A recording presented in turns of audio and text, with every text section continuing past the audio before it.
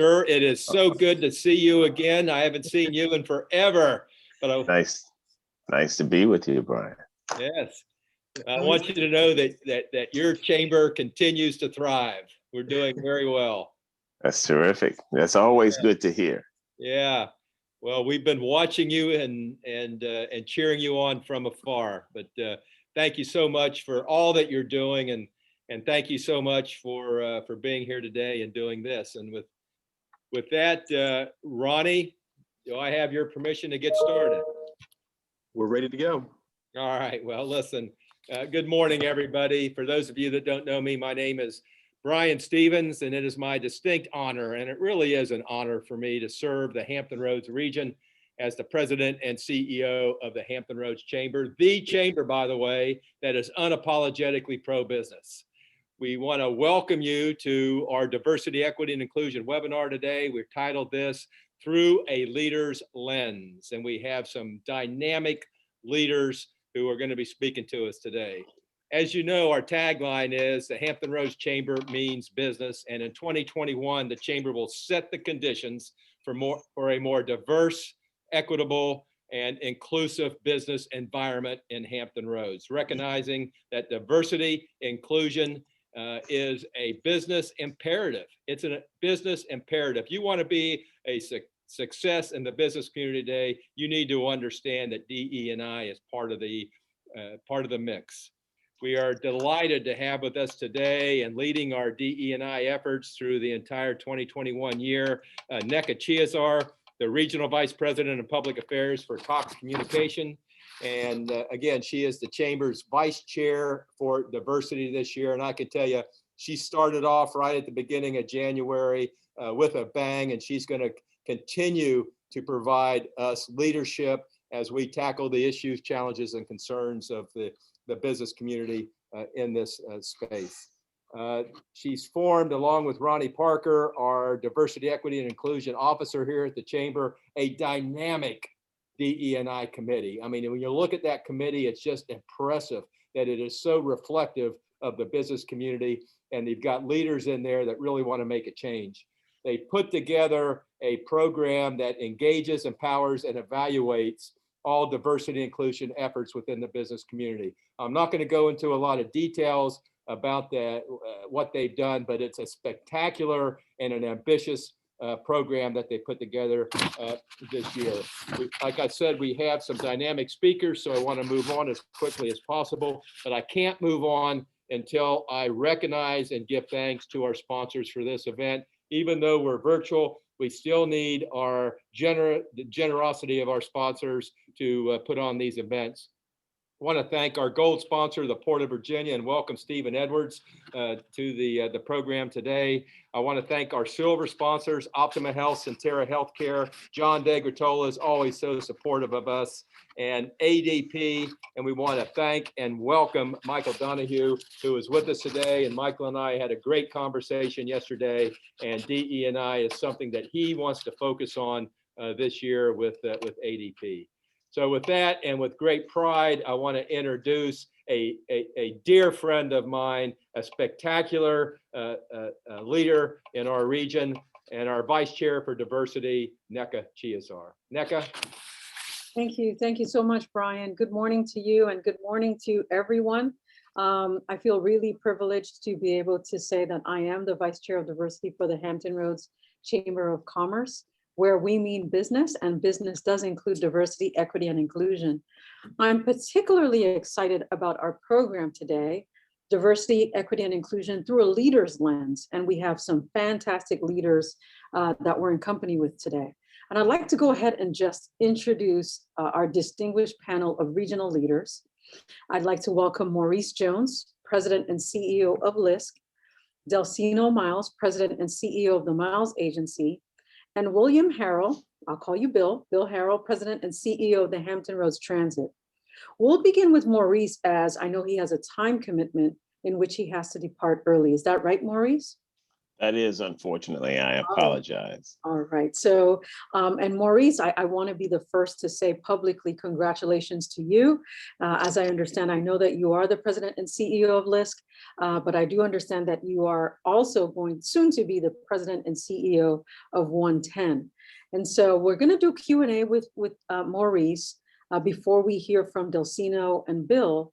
So if you have a question, please put it in the Q&A section and our facilitators will be sure to open your microphone.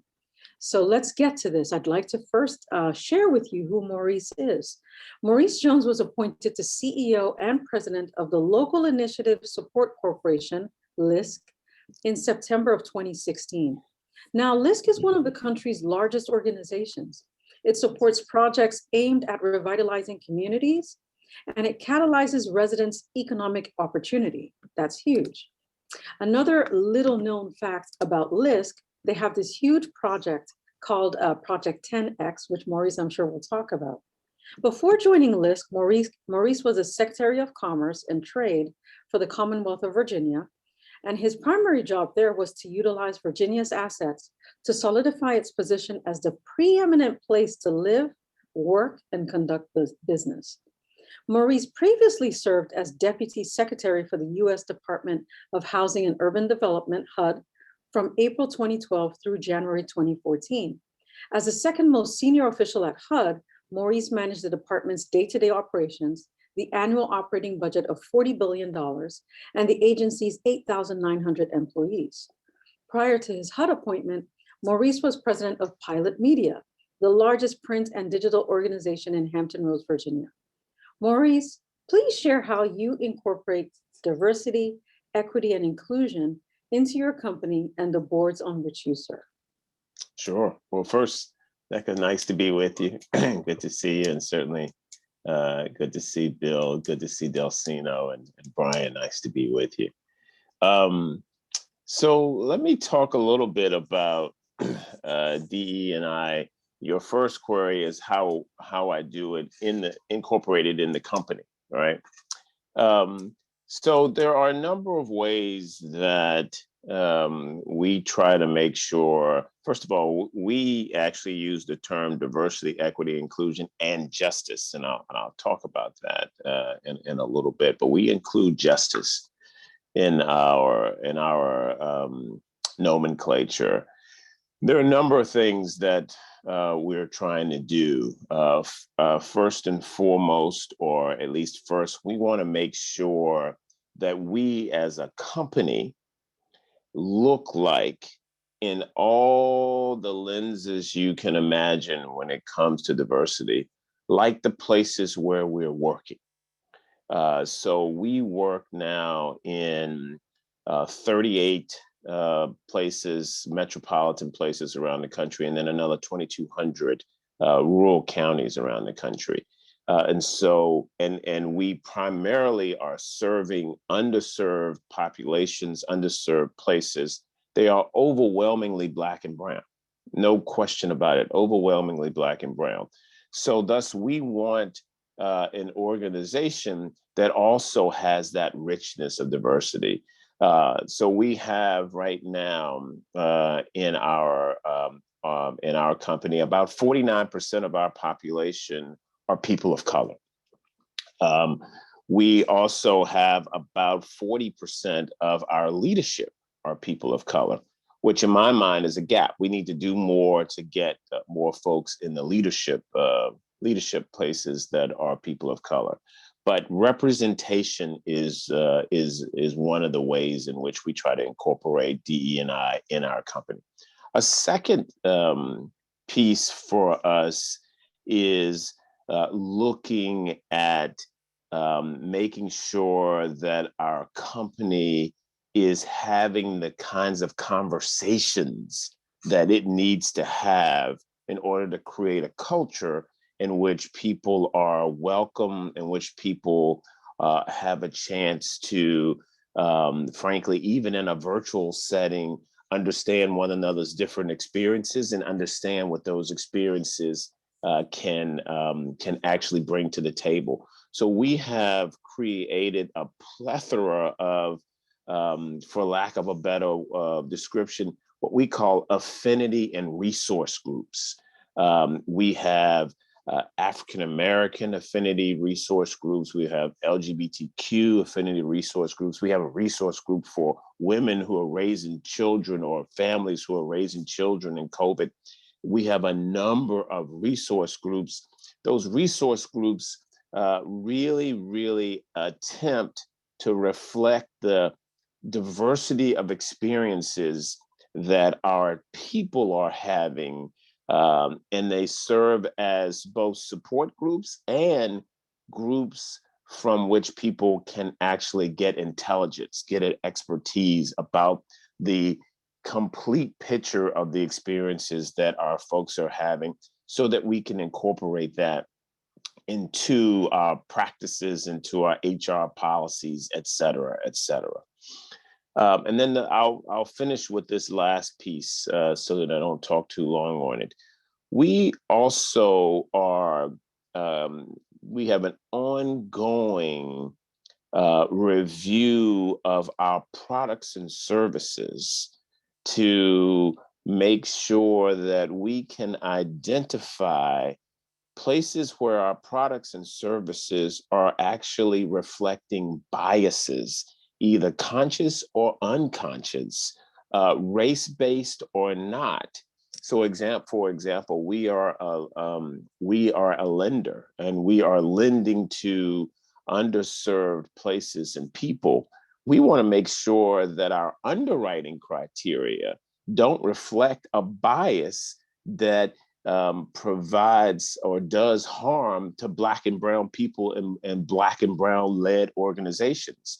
And that's a constant question that we have to ask of all of our products and services. Are they internalizing biases that actually exclude people that we're in business to serve? And the truth of the matter is we have much work to do to get better at that. So those are three ways in which I can tell you we're trying to make sure that diversity, equity, inclusion, and justice is internalized. There are external things that hopefully we can talk about as well, including Project 10X, but I'll pause on that if you don't mind. I don't mind at all. So I'd like to bring Delceno Miles into the conversation. And Delceno, I want to do a quick intro on you. Delceno Miles is the president, CEO of the Miles Agency, a Virginia Beach-based niche marketing and public relations firm she founded in 1989. She serves on the board of the Hampton Roads Chamber of Commerce, Regional and Virginia Beach Division. Delceno was appointed in 2002 as the first African-American and only the third woman chair of the Hampton Roads Chamber of Commerce Regional Board. I'm very proud of her.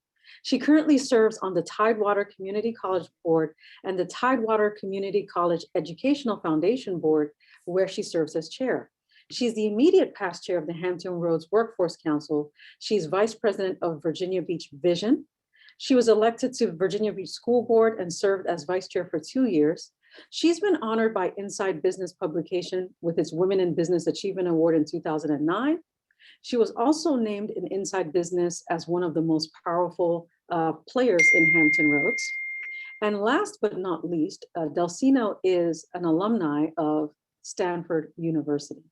Delceno, I'd love you to jump in on this conversation and talk to us about, from your leadership lens, can you add some perspective regarding what you heard from Maurice on conscious bias as it pertains to products and programs? I find that riveting. What say you on that topic? Well, good morning. Thank you for inviting me here. Appreciate it. Thank you for that wonderful bio that I wrote for you. No, just teasing. I agree wholeheartedly with what Maurice is doing. It's important. I looked at one of the questions, how do you get feedback from some of the very people you want to serve? One of the things I notice, and I serve on these various boards, is I look around and see who's missing at the table. I look around and see if there's true diversity, and diversity is more than just race and gender. It's also whether it's religious beliefs or whether it's age. I don't see a lot of young people around the table, and they're the emerging leaders. And I know, Brian, we have Thrive Hampton Roads, and they're a very robust group of young professionals. But I like to see, let's integrate them. Let's not separate them from the more senior leadership. They need to hear and see the thought processes that go into programming and decisions. And that's not just on volunteer boards, that's also in government and elected bodies, where a lot of decisions that impact our day-to-day lives happen. And so I like to see more and more of those young people, whether that's our kids, our nieces and nephews, or what have you, or young people. I have a very robust, one of the proudest things I have professionally is my internship program, where I work with all the universities and colleges to have them come in, and they do real work where they can build their resume. But they're learning from me, but I'm learning from them too. I need to hear their thought processes and what resonates with them. So I'm learning. So we have to make sure that look around the table, who's missing. And more often than not, when I look around the table, what's missing is youth and their backgrounds from whether it's religious beliefs or sexual orientation or what have you, or just where they are in their business cycle. Brian, I know we always say that, we are unapologetically supportive of business, but that's all business, not just the big guys. That's the mom and pops. I've been in business 30 years. It's those who are seasoned, but need to pivot during this pandemic crisis. What are some things that we need to do there? And looking at our messages, what are we saying to these diverse audiences? We have to make sure we tailor our messages for that audience. It's not a one-size-fits-all message. We're a business advocacy organization as a chamber, but is the message going to be the same for those who are just really just trying to make it day to day, who can't afford to go to our annual meetings and our lunches and our workshops? Do we have something for them? So let's take a really sort of peel back that onion and start segmenting our messaging and start reaching out, and specifically reaching out to those that are not around that table. And sometimes you have to ask those tough questions. What are we doing to reach out to those where English is a second language, or those with physical challenges, or those who are young and don't get to hear these types of conversations, or those who want to pursue their education even further and get certifications and those kinds of things? How can we help them? That's always on my mind. That's how I was reared. I'm a product of a single parent household, and so we watched our mom work 2 and 3 jobs, and I see that, and I have siblings, but we're all very different. We're all African American, or male or female, but we're all different. I have siblings who like rap, I have siblings who don't. So there's a different message for each of those siblings. And no group is monolithic. So that's the mistake many folks go into, thinking that I know Maurice said people that are Black and brown, but there's some segments within those Black and brown communities. You have seniors, you have married, single family, the whole 9 yards. So Maurice, I'm sure, has peeled back that and segmented his approach, and not just looking at it as just Black and brown. So those are the sort of things that I've learned in my takeaways and the lessons learned. But at the same time, we can't beat up on the Brian Stevens of the world. He's here, he's listening, he's concerned, he has a heart to make a difference, and we need to help him to get there. And that's on us. So I'm not going to beat up on folks. Yes, there's systemic racism, but there are those who are stepping up to the plate who want to change that. And so we need to, more often than not, the question is, how do we get there? And it's on folks like us to help them get there and to develop those strategies and make sure it is inclusive. So I applaud the Brian Stevens of the world who are having this conversation with us, who are listening and have a sincere desire to seek change. Thank you, Delceno. NECA, if I could ask if anybody out there has a question for Maurice. I know Maurice unfortunately has a hard stop time of 10:30, which is in about 10 minutes. So please send those if you do. But Maurice, you said something in your comments that I've been wrestling with for a couple of years now, ever since we started our DE&I program, and that's unconscious bias. And I think the operative word there is unconscious. And what I've been grappling with is because I know there's systemic racism out there. I know there's biases out there, but the unconscious word is what gets to me, because that tells me that people don't know what they don't know. And so how do we, within the business community, get people who look like me, especially, open their aperture and see that there are issues out there, there are perspectives out there, that maybe they are biased and don't even realize it? How do we tackle that? Well, first, we all have unconscious bias, right? I have unconscious bias. I have lots of blind spots. Now, I'm fortunate that I have a wife and daughter who point out those things to me quite often. So, if you want me to rent those out to you, I could talk about a deal there as well. But we can talk about that offline. Look, I think this is a matter of proximity.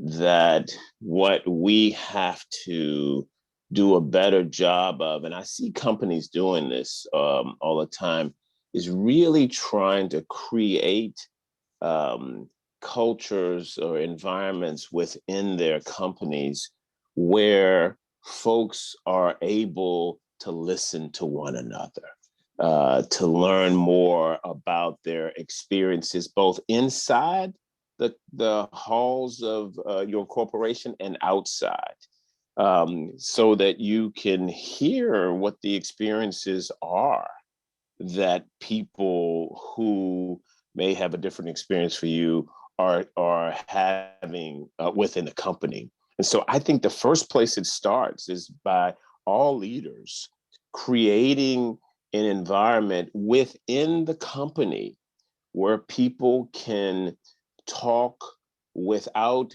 inhibition about their experiences within the company and outside of the company. And that begins to open up for folks realities of others. And it begins to hold up to ourselves a mirror.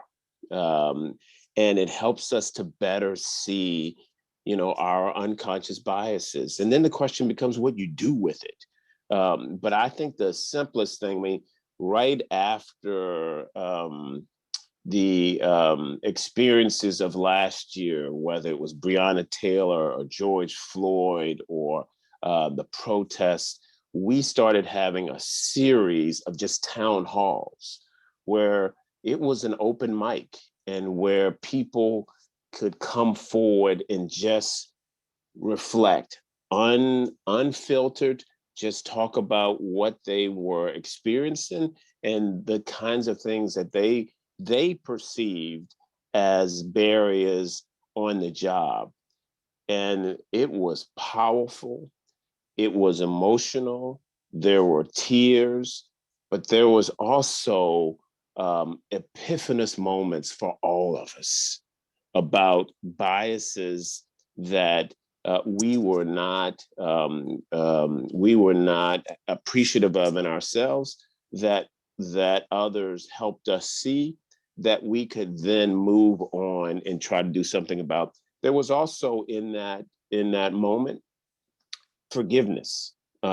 People understood better that folks were doing things not intentionally, but unintentionally. And so there were also beautiful moments of grace and forgiveness. And so this is a long-winded way of saying proximity, conversations, allowing people to talk about these things, setting that kind of environment within the company, I think is going to reveal some unconscious biases that are operating within the company, every company, that you can then collaboratively decide you're going to tackle.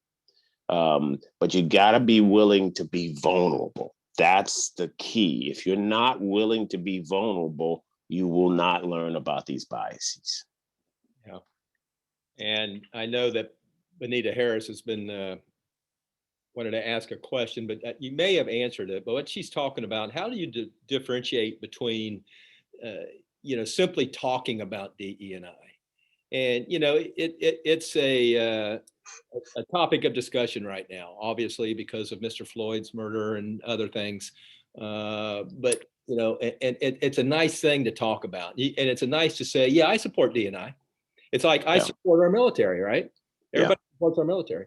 How do you differentiate between saying you support DE&I and actually implementing actionable, measurable items? It is the key. We went from conversation to action to metrics. So we now have DEIJ metrics.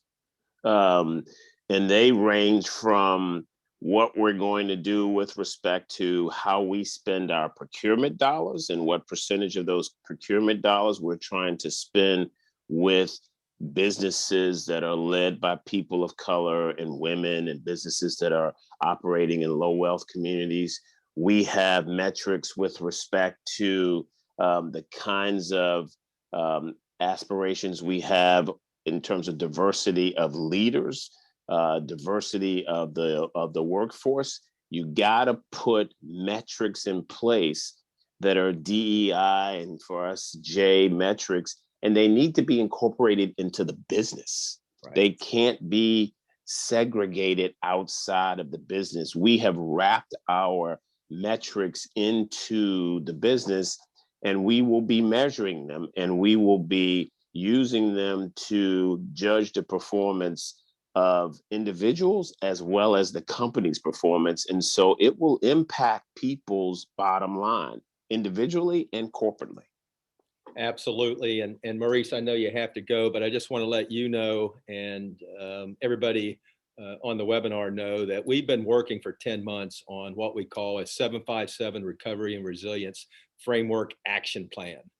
And part of that action plan is making companies more resilient, making the business community more resilient. And a big part of that is exactly what you were saying. If you want to be resilient, you've got to be diverse. You got to be inclusive, and you've got to have tangible, measurable programs to show that you are diverse and inclusive. And that's going to be part of this recovery plan.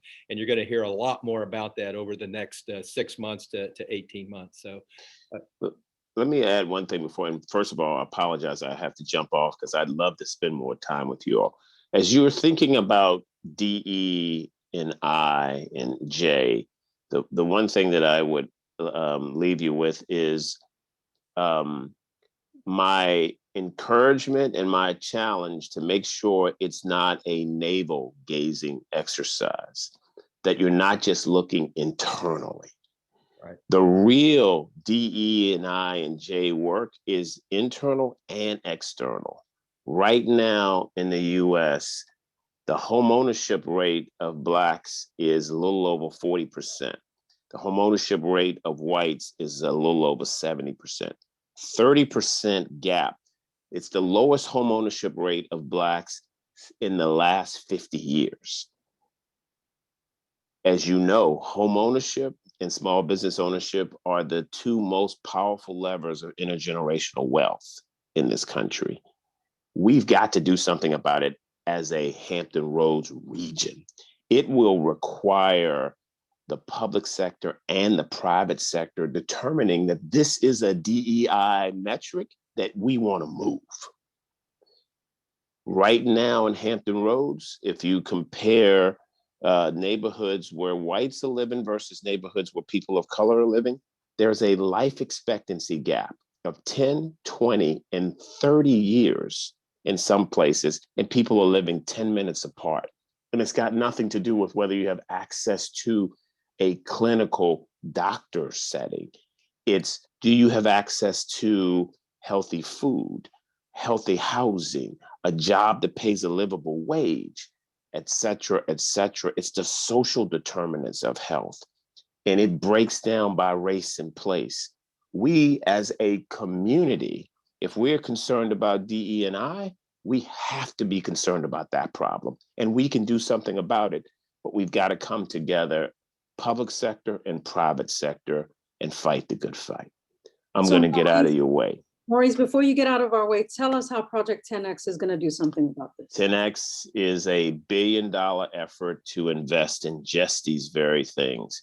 We're trying to raise about $100 million in grants and $100 million in low interest loans and debt, so we can invest in home ownership for people of color, so we can invest in people acquiring savings and access to mainstream financial institutions, so we can actually use money to invest in companies who will in turn hire people in low wealth communities at livable wages and benefits. That's exactly what Project 10X is about. And we are calling it 10X because we are saying, let's commit to doing this for the next 10 years, and we can move those metrics. Love it. Thank you. All Maurice. right, take care. Sorry, I gotta go early, but hopefully I'll get a chance to talk to you all again. Thank you, Maurice. All right, Thanks, all the Maurice. best. Take care. Bye-bye. Bye. Love it. So I'd love to continue on the theme of 10X. And as you heard him talk about what I consider to be bias-free products and services, Bill, I'd love to bring you into the conversation at this point because you've been waiting patiently, but let me introduce you to the crowd. So we have Bill Harrell. He's the president and CEO of Hampton Roads Transit. He's led HRT on a mission to connect Hampton Roads with transportation solutions that are reliable, safe, efficient, and sustainable, in keeping with the agency's vision of reshaping itself into a progressive mobility agency that promotes prosperity across Hampton Roads through collaboration and teamwork. He came to HRT from the city of Chesapeake, where he was city manager, and there he oversaw the day-to-day operations of an operating budget of more than $900 million and over 4,000 employees. Bill is a board member of Railvolution, a national organization committed to building livable communities with transit. He's the Virginia Transit Association treasurer, an active member of the American Public Transportation Association, and a regional board member of the Hampton Roads Chamber. Bill, we're pleased to have you join us. Thank you for waiting patiently. And I'll throw one of the questions that came from the floor to you.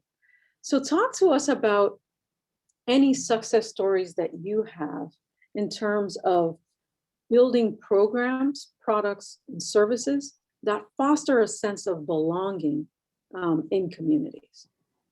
Well, thank you very much. And I have thoroughly enjoyed the program. I've been taking notes, and that's one of the reasons why I like to participate in activities like this, because you learn as much as you share. I would say, from my perspective, one of the most significant projects recently we've undertaken is a collaboration that we've done with some of the 6 cities that Hampton Roads Transit serves. In the city of Norfolk, as you know and have been following in the media, the St. Paul's area is being redeveloped, and we're working with the Housing Authority to really provide support in some of the low wealth communities that Maurice talked about. And with the support of the city of Norfolk, we initiated a program called Drive Now, where we went into those housing communities to identify folks who wanted to go to work at Hampton Roads Transit. We have a number of jobs, bus operators, mechanics, all sorts of opportunities. And as Maurice mentioned, HRT's service area, in terms of looking like the community you serve, 73% of our service area is a minority area, of minority areas. 69.4% of those we serve are low income. So it's important that we look and reflect the demographics of our community. So this program has been very helpful. And what we're doing is we are providing support for these participants to obtain their commercial driver's licenses. And we're working with local community colleges, Tidewater Community College on the south side, and certainly on the north side, we're working with other colleges to really support those soft skills so that people are coming in with the technical help that they need, but also understanding how to navigate in an organization. So I would say that's been a something that we're very, very excited.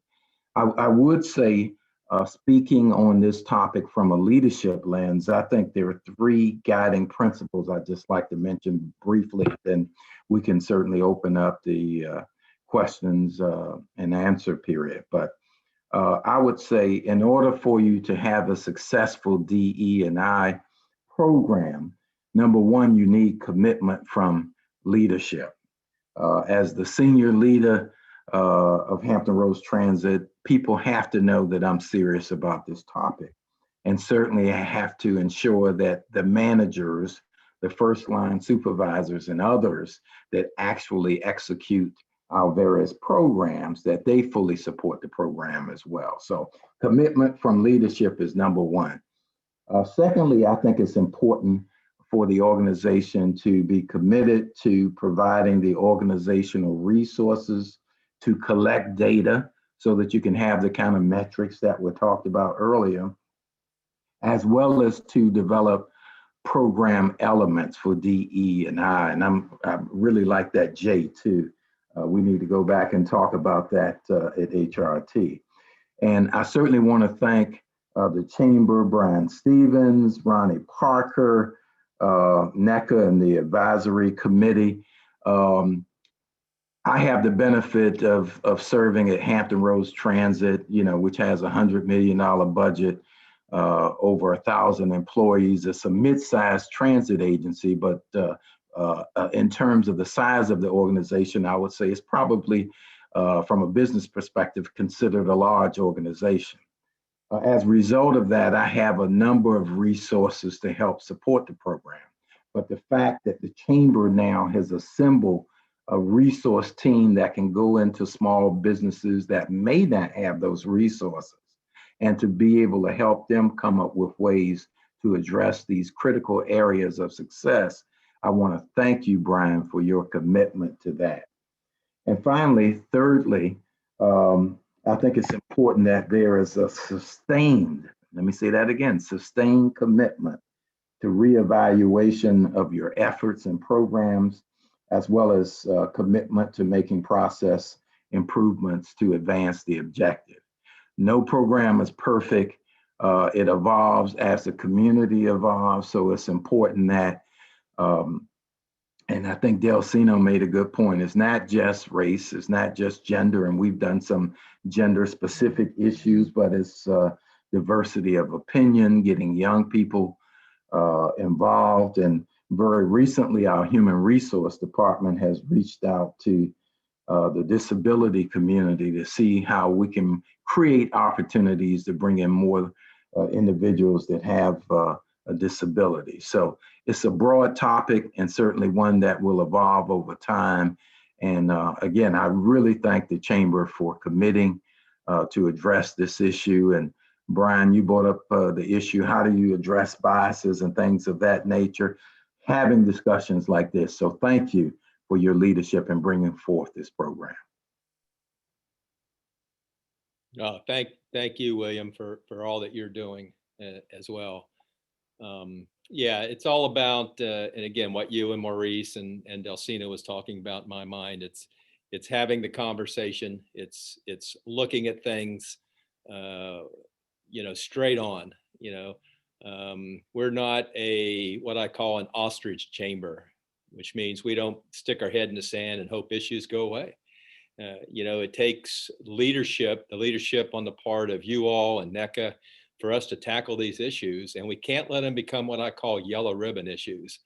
And what I mean by that is, if you can recall, don't see it so much anymore, but obviously, when we were at war in Iraq and Afghanistan and all, you would ask people if they support the military, they'd say, yeah. I said, well, what are you doing?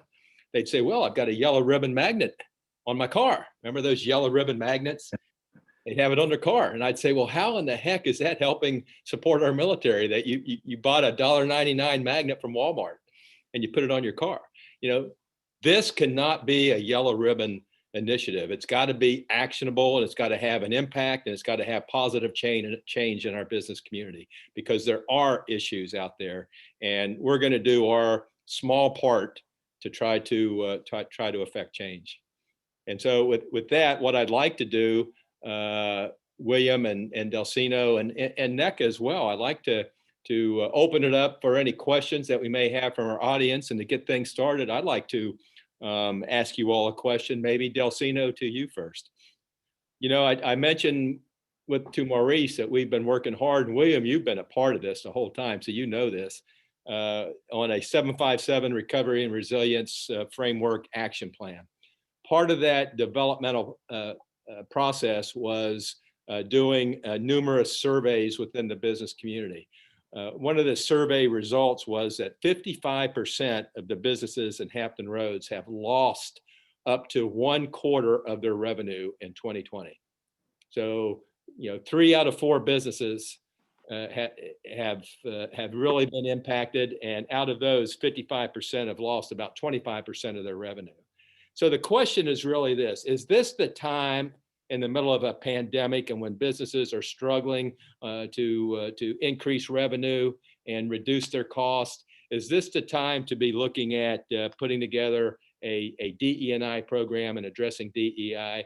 Or can we wait until next year, Delceno? What are your thoughts? This is absolutely the time, because I think this pandemic has revealed where those inequities are. Most of those numbers, you didn't delve into it, are the small minority businesses are the ones that are greatly impacted.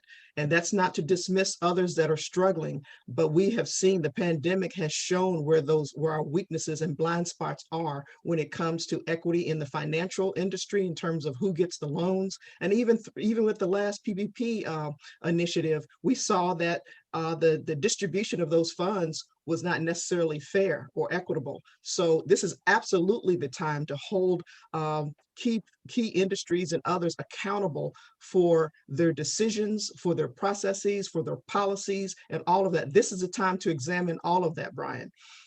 If not, certainly don't put it off. So this is a time to come in, to have policies like William and Maurice said, to have some things that the leadership is saying, this is what we're going to do.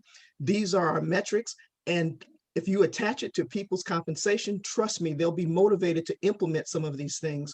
For instance, with our own governor here in Virginia, there's a 42% goal for the Commonwealth of Virginia agencies to do business with SWAM firms. So that's measurable. And are we doing that? Are we moving the needle? That's something we can go back and examine. And I sort of put out the challenge to our own chamber. Let's have some sort of report card of how our members are doing, not just find fiscally healthy, but what are they doing in the DEI? Do we have a template or a toolkit to assist them with developing a DEI policy and program? And if they do, let's have some sort of report card of how they're doing in the needles. We can have various metrics, everything from their hiring, from where their philanthropy, all of those kinds of issues, and organizations they belong to and support, all of those things, and have a report card each year. That's something that the chamber could own and embrace. Certainly working out those details to make sure it's fair across the board, and you can maybe customize it based on the size of the company. But for the most part, for the chamber to say we have these policies, that's great, but how are we going back and seeing if they're successful? How are we looking at, do we do a survey of our membership? All those kinds of things. So I believe that the chamber really can take a leadership role beyond this policy, Brian, and you're doing it. I'm not saying you're not, but really to stretch our vision just a bit more. Let's hold our members and those that support the chamber accountable for not only putting in policies, but implementing them and seeing what those metrics look like each year. I think that's something that will be of interest to many of us. I certainly would have a personal interest in that. And I'll be just as transparent. I'll be happy to share with you how I'm doing, in terms of organizations I support or scholarships that I give and all those kinds of things. So the short answer is yes, this is absolutely the right time to start dealing with this DEI. It's matter of fact, it's past due. Yeah, I couldn't agree with you more, Delceno. There's an old saying, I don't know who said it, but the best time to plant a tree was 10 years ago. The second best time is now. So I could say the same thing for this. I mean, the time is now. I mean, you know, we need to level the playing field. We need to get rid of these unconscious and conscious biases and make sure that everybody in our business community has an equal opportunity for success based on their performance and their potential and really nothing else. William, what are your thoughts on that? Is now the time? That's a great question, and I agree with you and Delceno. Now is certainly the time. I can work with Ronnie Parker to share with those that on the call today an article that was in Virginia Business in the September 2020 edition, and the cover story was called "Moving the Needle," and it was by Greg Weatherford. And just to read just a short segment of that, because I think it really speaks to what we're talking about, and it begins to make the business case of why it's important to value DE&I as a business leader. And the article points out that a wealth research supports the idea that it's plain good business to build and nurture a diverse, equitable, and inclusive organization. It went on further to cite some research in 2018 that was done by McKinsey and Company that showed the financial results of more than 1,000 businesses that found that the top quartile for ethnic and cultural diversity, those businesses that had more diversity were 33% more likely to have above average profitability than companies in the fourth quartile. So it's a really great article that talks about kind of the business of why it makes sense to pursue this. And it also points out it's the right thing to do as well. It also identified some corporate entities that were leading the way, including Dominion Energy. And I think Benita's part of this conversation today. I talked about their efforts and others. So I think that would be a good article to post so that folks can see this is an issue that several companies in the private sector have jumped on and throughout the country that are addressing this issue. So I think it makes good business sense to tackle this now so that as we come out of this COVID environment, that businesses will be well positioned for success. I love that, William. In fact, I remember reading that article, as a matter of fact, and I've told people about that article. If you want to make a business case, it's the right thing to do. Everybody should be doing it regardless. But if you want to make a business case for it, it's profitability. Companies that are diverse and inclusive are more profitable than those that aren't. That's because they have a different voices, different perspective, different ideas, and they understand different customer bases, those type of things. So thank you for bringing that up, William. And Nick, I'm going to turn it around a little bit on you, because I know Cox Communication is into this big time, and I thank you so much for that. I know that you're involved in it at the corporate level. Could you share with us a little bit about why this is the right time to tackle the DE&I issues? Absolutely. So, for us, we believe any time is the right time to do business, right? And when we look at the data, so there's a McKinsey study that was published late last year that talked about a she session. And what is the she session? The she session is really the number of women in America that have been displaced from the economy because of COVID-19. Yeah. And from March last year to date, 2.3 million women have been displaced from work. And that's huge, right? That is like the size of the city of Houston. And so at Cox, when we look at that is lost jobs, that is potentially lost childcare services. That is just a loss of wealth. And so for us, we start to look at, well, what programs and services, what products can we make available to bring women back to work? We look at DEI in all its dimensions. And I know that at times, it seems natural for folks to think about diversity, equity, and inclusion from a race perspective. I encourage everyone to think about it from an experience perspective, right? We define diversity as where two or more people are gathered, that is diverse.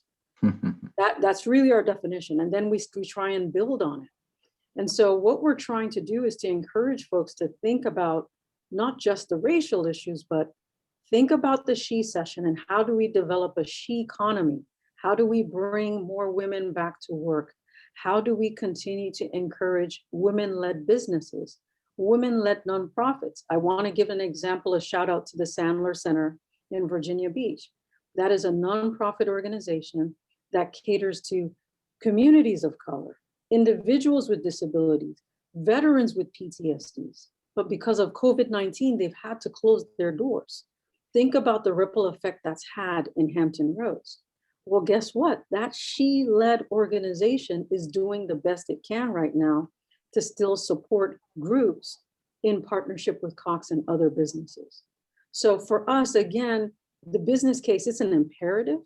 We know, and we've looked at the data and we've seen that we cannot make our business case without having everyone on board. We simply can't.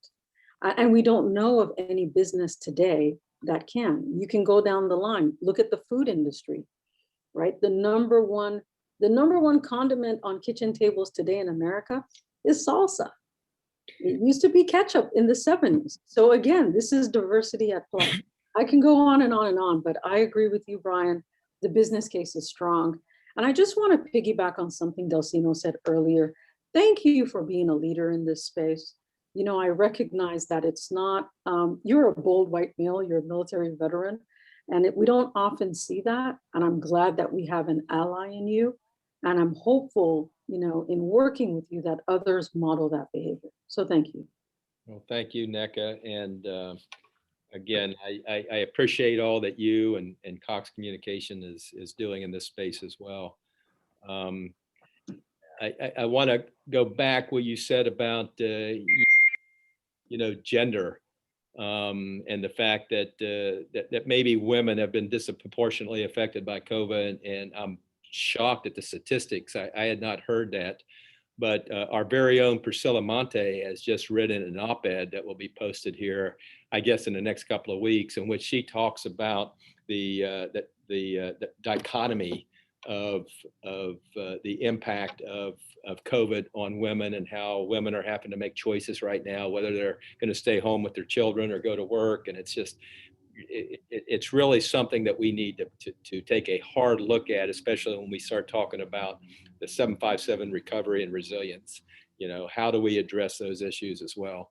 We do have a question from an anonymous attendee, and you all can probably pull it up as well, but I'll read it for everybody. Can you share any success stories about building a sense of belonging in diverse groups? And speaking of unconscious bias, how do you ensure successful mentoring relationships for those who may not have an intrinsic connection to leaders and mentors in an organization? Delceno, you want to tackle that first, please? Yeah, I'll start. Okay. One is something Maurice had said about being in proximity. And so one of the things that I try to do professionally, as well as my community service, is to reach out to organizations that are already have an established relationship with some of that marketplace, whether it's young people, whether it's English as a second language or what have you, and partner with them, because they have the established credibility, or whether even the homeless population, being someone in marketing and PR, of course, you can imagine the challenges of making sure that we reach and engage those who are we call low wealth or homeless and that sort of thing, or those who don't have access to the internet. We have to find innovative ways to reach out to individuals where they are. Don't expect them to come to us. We go where they are. We go into those communities, whether that's partnering with a faith-based community, partner with wonderful organizations like the food bank, working with our individuals that deal with the populations in diverse areas, whether it's working with the housing authority.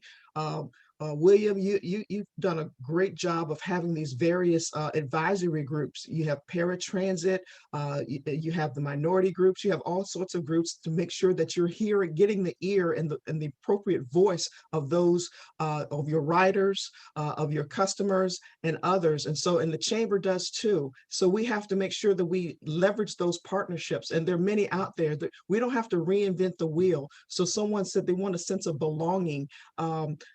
identify yourself in terms of what your interests are, and we can assist you and guide you and mentor you based on where you are. So if the level's here, then we'll come to you at your level and get you where you need to be, whether that's for educational purposes, job opportunities, getting introduced to leaders like Brian or NECA or William or Maurice. That's why we're here. We all have a heart to serve, and we're here to serve. And so thank you for even asking that question, because please let us know who you are, because we'd love to connect you based on what your interests are. That's my passion. I already know that's my passion, is to connect folks to where they want to be, and I love working with young people, particularly those who have similar background as mine, coming from single family, poor, African American in the South. So all those boxes are checked. So what I try to do is place those young people in front of places where they want to go, get them out of that environment, take them on a tour of Norfolk State, ODU, the shipyard, invite them. I'll sponsor a table where these students can come and come to one of our luncheons, Brian, things like that, to expose them to a world outside of their normal environment. That's so important, to show them a world that they can aspire to encourage them. So the short answer is, tell us who you are. Don't be anonymous. Step out of that, and tell us what your interests are, and we'll be happy to connect you to those interests. But more importantly, what I want to share is partnerships and having dialogue and discussions. And Brian, I know the Chamber's a master of this. That's a total collaboration with this recovery plan. And it's a regional piece, but it's all sort of diverse industries and individuals that are at the table. We made a conscious decision to get young people involved in that process. So Brian, kudos to you and Doug for making that happen, to make sure that millennials, and now Generation Z, they're coming up now, to make sure that we open the door and that they feel that they can be a part of all of this process. Sorry, that was kind of long-winded.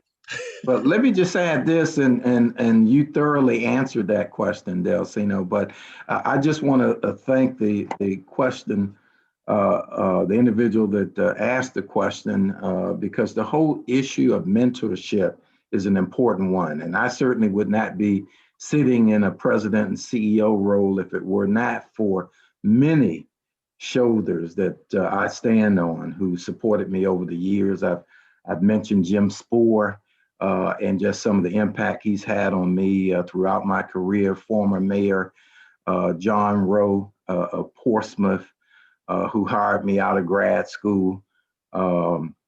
It's just so many individuals that took me under their wing and helped show me these are the kinds of things. This is how you handle certain situations that, quite frankly, I didn't necessarily have those mentors naturally, but it developed in a professional setting. So I would say, one of the things that our HR department has done is, when we bring in new employees, what we're now doing is getting a buddy who's been in the organization a while, to be able to provide some advice, especially for new bus drivers. It's an extremely tough job.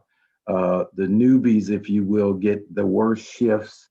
A lot of times you don't see a lot of people. You may report directly to your bus and don't necessarily come in contact with a lot of employees. So what we're seeing is that we need to have a professional buddy, mentor, if you will, to be able to say, hey, look, you're not going to have these shifts forever. Just hang in there. You can move up within the organization. So I think it is important that people have formal and informal mentors. And certainly, as Delceno mentioned, anyone who's interested, we'll certainly do all we can to put you in touch with the right people to help you from a career development standpoint. Thank you.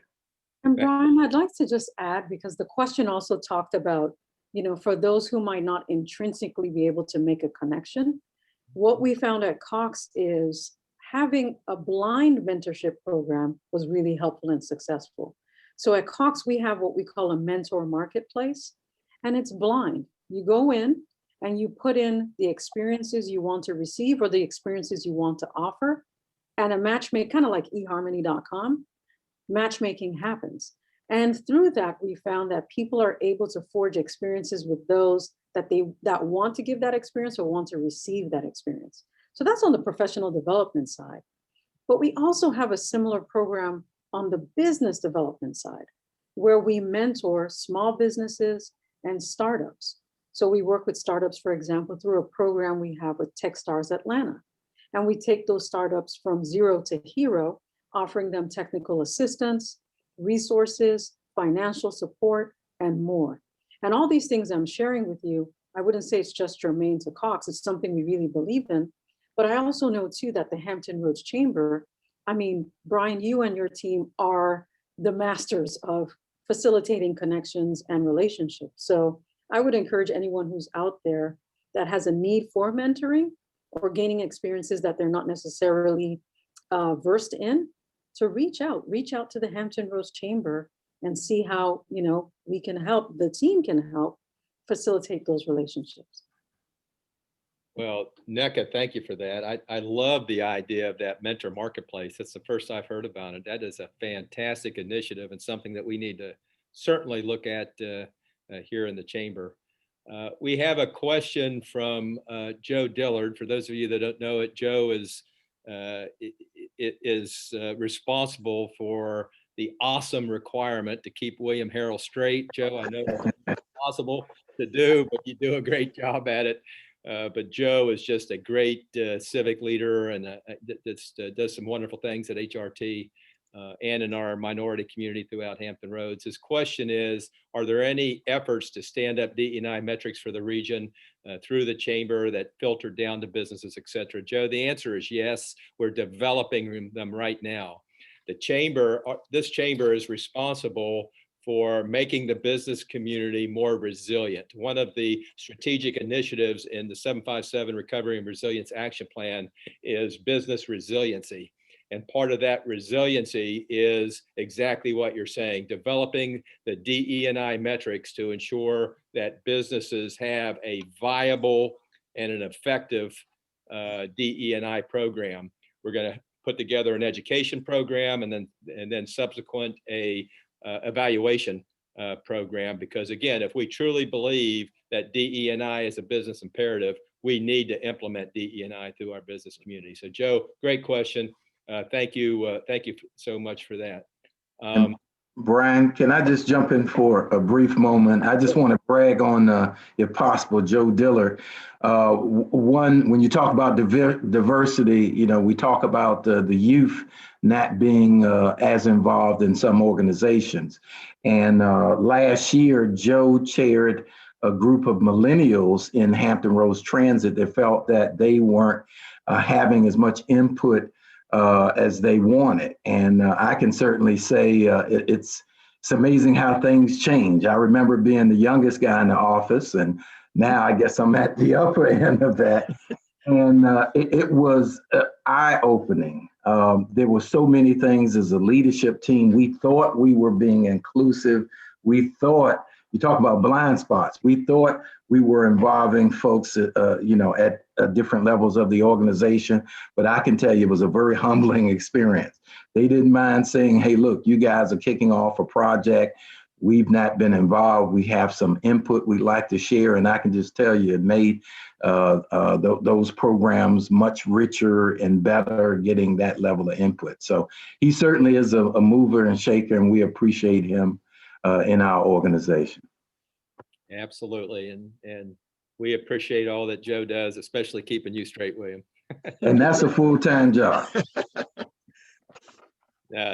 You know, William, what you're saying is so important, and getting back to what we were talking about with Maurice as well, is that, you know, how do we go about opening business leaders, especially business leaders, aperture, so that they clearly understand that there are other perspectives out there, and there are things that they just don't know. You know, I mentioned to Maurice, you know, you don't know what you don't know. But if you have I call it sensory acuity, if you have all your senses open and you're looking for possibilities, you're looking for opportunities, you're looking for different perspectives, you're looking for different ideas, and you understand that diversity of opinion, diversity of perspectives is going to make you a better organization, as well as make you a better person. I mean, that's what this is all about. Just making sure that everybody in the business community has their aperture wide open and understands different perspectives and make sure there's a level playing field out there. I have a couple of questions here, I believe. I guess they're not questions, they're more the statements. Lisa was talking about how they just hired a DEI and design strategist to help make JEDI intrinsic to our existing and new programs rather than an add-on. We've had an 85% reduction in funding, but this is so critical that we have to do it for our community. Well, thank you for that comment, Lisa, and thank you for what you're doing, which kind of ties into another question I got earlier for all of you. You all are leaders of your organizations. And so the question is, what was the first step you did as CEO? Delceno, you own and run your own company, and NECA, you're a senior executive in Cox Communications. What are the first things that you did to implement DE&I? Delceno, can you take that on first?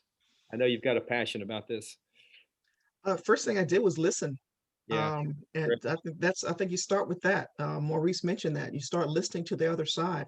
And again, I look around and see who's missing at the table. So you have to have a real commitment to self-evaluation. Where am I falling short? And taking a look at that, and how can I shore up those areas of weakness? And I call it weakness. I'm talking just about me in the Miles Agency. And so I shore those up by surrounding myself with others that do come from a different perspective, whether it's age, whether it's experience, or race, or what have you, to make sure that I'm getting a sort of the whole rainbow, literally, of ideas. Because they say there are no bad ideas, but the worst idea is the one you don't hear.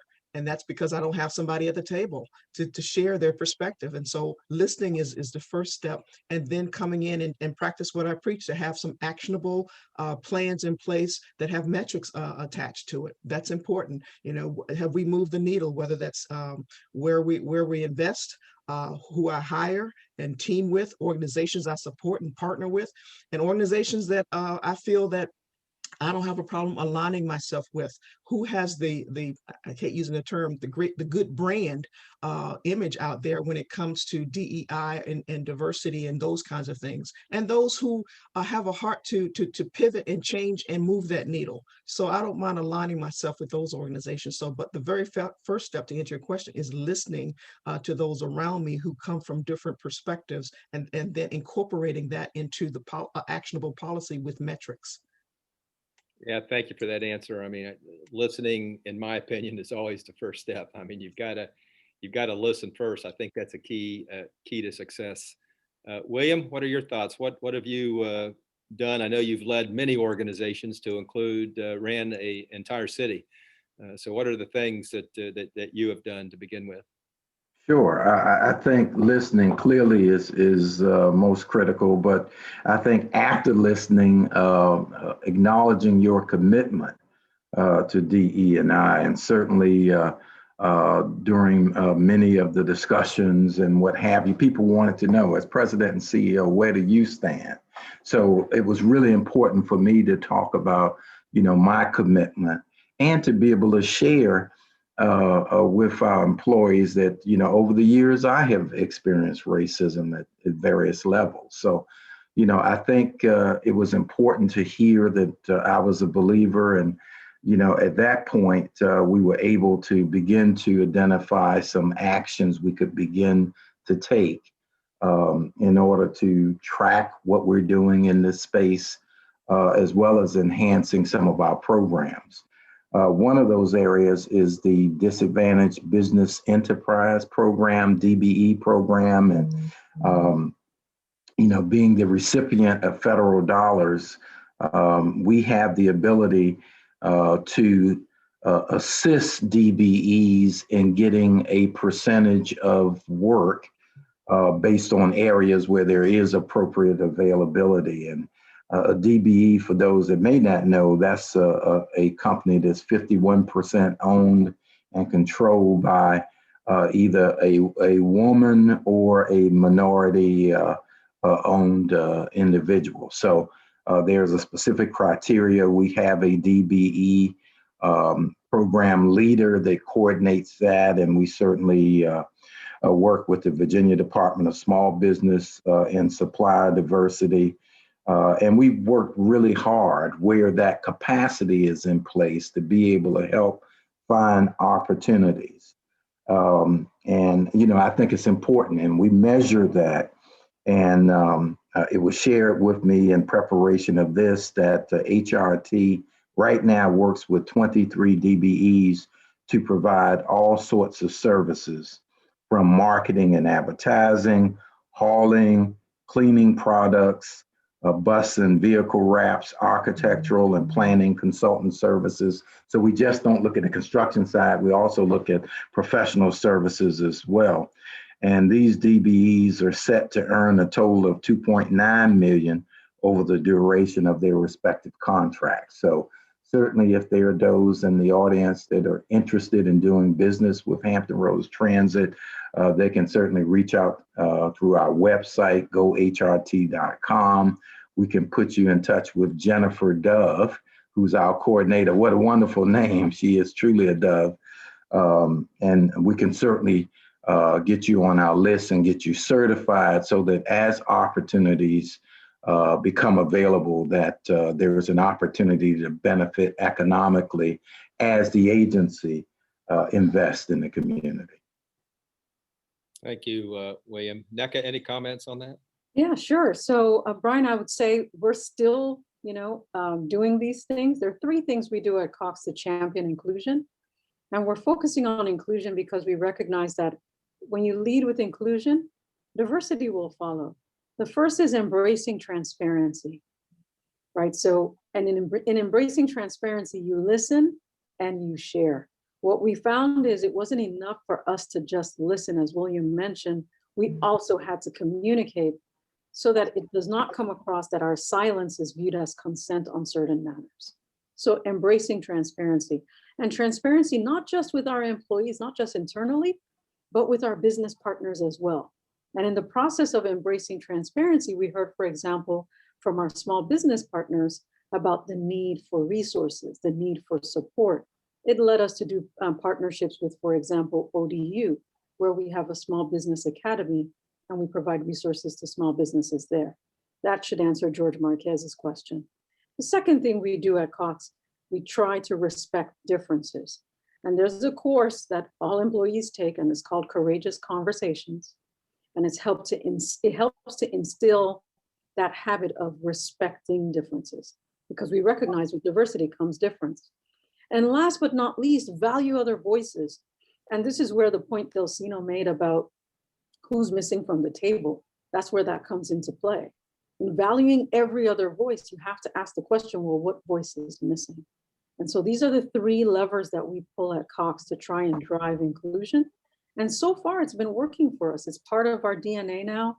Last year, 2020, we ranked 11 on Diversity Inc.'s index for supplier diversity, and 17 amongst all the companies in the United States. Of course, we're still striving to be number one. But I will say that particularly for us in Virginia, bar none, we pride ourselves on all the efforts we do to be the most inclusive region in the company, period. Yeah, you certainly do, Nick, and thank you for that. Georgie did ask a question about what we're doing for small businesses as far as training and all, and I did talk a little bit about that, Georgie. By the way, Georgie's one of my favorite people too, so she's added to this list here. That's part of the 757 recovery and resilience process. We understand, Georgie, that big businesses, they can hire DE&I, they can contract out for doing studies and all that other kind of stuff. Small businesses don't have those resources. So just like our lobbying efforts, which we provide for small businesses, part of the recovery process is going to be developing that DE&I training and evaluation. We have on the webinar with us, and I'm going to put her on the spot because I think she's on here, Sarah Jane Kirkland, who is an amazing regional leader I just think so much of her and what she does with Civic. She's actually, her organization, Civic Leadership, is actually responsible for that. Sarah Jane, can you give us a real quick update on where we are with that? I know I'm putting you on the spot and I apologize. No, thank you, Brian. I really do appreciate that that opportunity. Yeah, we have one of our community impact initiatives is focused on this. Right now, they're looking to find out what programs are already existing in the community, especially those that are already successful, so that we don't have to recreate programs. They're also looking to find out what the business community will really kind of adapt to and also want to implement into their programming. And I think that that's part of the conversation, is to make sure that you bring as many people to the table as you can. There's already so many amazing programs out there. You all have obviously covered a lot of them today. And I think for our community, it's important that everybody has the opportunity to share what's already best practices. So our group is kind of looking at that. Then they're going to build a planning map, basically, to help guide the way, bringing together the names of all of the people that are already in this arena. And the goal is to ultimately find ways to develop programming that can develop with time as well, because I think that's also, we don't want it to be a stagnant program. I'll give full kudos to Old Dominion University and Norfolk State, because I know that they are going to help to make sure that the programming is, certainly going to be robust, but we also have to learn, how the different levels. I mean, we're going to be introducing this to the business community. Some people may be at that entry level area, and some people may be further along. So we want to make sure that this is also a diverse program that will speak to all businesses and all sizes of businesses as well. So I hope that answers your question, Brian.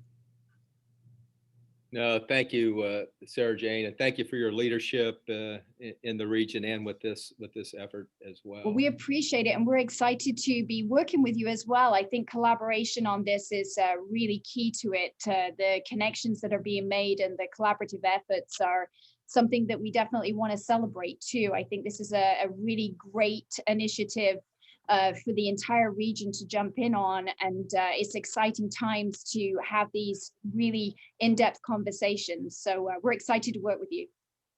Thank you, Sarah Jane. We're coming close to our time here today, but I've got one final question, which I'd like you all to answer, and then maybe leave a little time for any closing comments that you may have. The question was, that was presented to me was what is the ideal company? What's the quintessential company for DE&I? And they asked for specific companies. I'm not going to ask you to identify companies. I think that's not appropriate now. But what does a company look like that has a superb, impactful, meaningful, viable DE&I program? What does that organization look like? William or Delceno, you want to take that on first? Yeah, I would say an organization where people feel comfortable to share their views. Certainly from the time, I guess I've been working now 35, 36 years, I've seen the walls around management removed so that people feel comfortable approaching people in leadership about various issues. So I would say an organization that fosters communication and allows individuals certainly within certain limitations to be able to share in the future success of the organization. I think that's really important, creating that culture where people feel like they can strive. And I can certainly say with millennials and others, they want to make a difference. So if they can't see how their job impacts the bottom line, they're not going to stay. So we've got to make sure people are engaged and feel like they're making a difference. And I think the culture of the organization, which is clearly established from the leadership, has to foster that type of environment. Absolutely. I cannot overemphasize the importance of an organization's culture. I mean, it's what drives you to success or failure. And so this has got to be part of an organization's culture.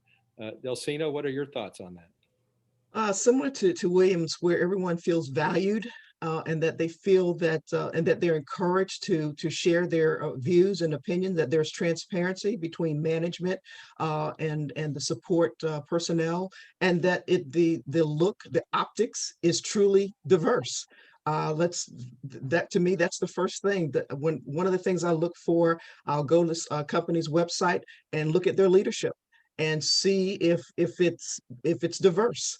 And not just, again, not just race and not just gender, but the whole 9 yards. So a company that embraces diversity reflects that diversity. It's not just a box that they check or a policy statement or a t-shirt.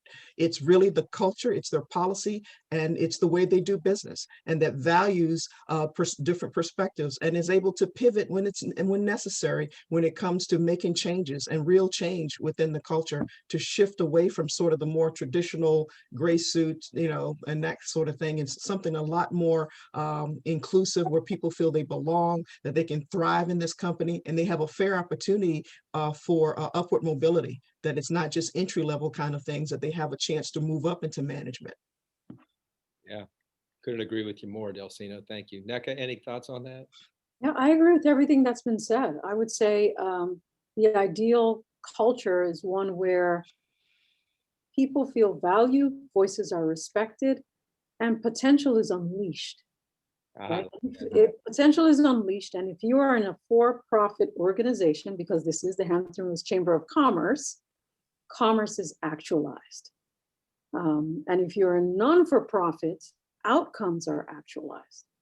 I think that's the ultimate. And for those of you that are out there that are looking for such organizations, I'm not going to put in a shameless plug for Cox, but you can check out Cox. But look at organizations where people don't want to leave. Right? Look for those organizations where people don't want to leave because they do feel like they belong. Yeah. I love that comment about unlocking potential. I think it's so important. If think about it, if you unlock all your employees' potential and let them run, how successful your organization will be. And I truly believe in that. So again, we're coming close to the end, and I'll have just some brief final comments as well. But I'd like to get some final comments from all of you on anything you want to talk about. William, what are any final thoughts from you? I'd just like to say, Hampton Roads Transit is about business and economic recovery. Over 60% of those that ride Hampton Roads Transit are headed to work. So I think in some cases, people think of transit as a social services, assuming that everyone on there may have issues or what have you, or of low wealth. That's not the case. And my goal is to improve service levels so that we can provide better public transit to those who are transit dependent, but then create such better service that we also attract choice riders. Certainly, as Hampton Roads looks to be more competitive in the new environment, post-COVID, we want to be in a position where transportation, getting people to work, plays a major role in attracting business to our community and helping existing businesses expand and thrive. So we look forward to being part of the conversation, and thank you, Brian and the Chamber, for allowing us to participate in this important conversation around DE&I. Yeah, well, William, you and I have had this discussion. Public transit, in the Chamber's opinion, is certainly an economic development multiplier. Can't have economic development without a efficient and effective public transit system. So thank you for your leadership in that area as well as in DE&I. Delceno, any final thoughts? Well, as one of those DBEs that has a contract with HRT, thank you for being a timely payer. Now, on to the... They pay on time, so all y'all want to do business with HRT, they pay on time. All right. But thank you to the Chamber and NECA for taking the leadership role for this important discussion. I think that the lesson learned here is really value the people, profit is important, your purpose is important, but none of that matters if you really don't value the people who can help you to achieve those profits and to achieve your purpose. And Brian, you do that in spades. So thank you. You know what your purpose of the chamber is, and you know what outcomes you want to reach. You have those metrics, but I've seen in you and seen what the people you surround yourself with, that you value the people to help you to reach those and achieve those metrics. So thank you, and I appreciate this opportunity. Thank you so much, Delceno. And NECA, I'll give you the final word, but before I do, I'd like to just make a couple of comments. First of all, William and Delceno and Maurice as well, thank you so much for all that you do. I wasn't joking when I said that you guys are my favorite people, some of my favorite people. And I mean that seriously, because I know that you've got a selfless servant heart. And I know that you want to give back to this community, and you want to give back to Hampton Roads and make it a better place for those that are going to follow us. So thank you so much for your leadership, and I value your friendship as well. So thank you. I want to also recognize Mr. Ronnie Parker, who has been a huge part of all of this. Ronnie stepped up to the mantle about a year ago and said, Brian, I want to take this on. I understand where you want to take the chamber and you want to make a difference, and I can handle it. Give me this role, and I will be successful, and I will make a difference. And I think we'll all agree that he is doing that. He has stepped up to the plate, and he's making a difference. So Ronnie, thank you so much for all that you're doing, not just for the Hampton Roads Chamber, but for the business community. And I also want to thank NECA. NECA is not only a dear friend of mine, but she is just a spectacular businesswoman. And I think, NECA, you embody so much that we look for, not just in our minority community, but certainly with women leaders as well. We've got a Power of Women program that we run to try to elevate women in our business community, as well as the DE&I program. And I love how you've taken charge of our DE&I program this year. And just thank you so much, NECA, for all that you're doing. And I'd love to give you the last words here. So over to you, NECA. Thank you. Thanks, Brian. Thank you. Thank you, William. Thank you, Delceno. And thank you, everyone, for tuning in. Again, it's our distinct pleasure to be able to host programs like these for you. And as your Vice Chair for Diversity and Inclusion for the Chamber, I'd like you to know the following about what you can expect from us this year. You can expect more programs like this. Why? Because we are bullish about creating a flywheel effect of inclusion in the Hampton Roads community this year. We've created a roadmap that we're going to unveil over 3 years that's focused on 3 simple things. And Brian touched on this earlier. How do we get more folks to engage? How do we really get engagement going? We talked a lot today about the importance of mentoring relationships. How do we really make that happen and walk the talk? That's the first E. The second E is empowerment. How do we empower inclusive commerce in our chamber? How do we make that happen? Lisa Berry, I think I saw a question from you about funding programs. Georgie, I think you asked about funding for small business. I know large businesses too want to get into that conversation about transactions. Our empowerment pillar is going to focus on that. And the last E is evaluate, accountability. How do we evaluate success? We can't do any of these 3 E's without you. We need all of you, all 58 of you that are left on this chat. We need you to engage. We need you to be empowered to let us know how you can help us solve these societal challenges that are taking place in the 757 right now. And we need you to be part of the evaluation, hold us accountable. So please know that this is what you can expect from the committee this year. We have a top-notch leader in Brian Stevens. I am your Vice Chair of Diversity. Just view me as the tribal leader. I'm here to set the course, but we all have to be together on this, right? I know, Delceno, I know you're laughing. I can see you laughing there. So with that, I'll just say farewell. I hope to see you all soon. I'll be stalking each and every single one of you because I know most of you that are on. And I hope to see you at more of these events. Stay tuned for more information. And until the next time, be safe. And please, when it is your turn, vaccinate, because we do need to vaccinate Virginia in order to get back to business. And as you know, the Hampton Roads Chamber means business. So with that, I'll say bye-bye.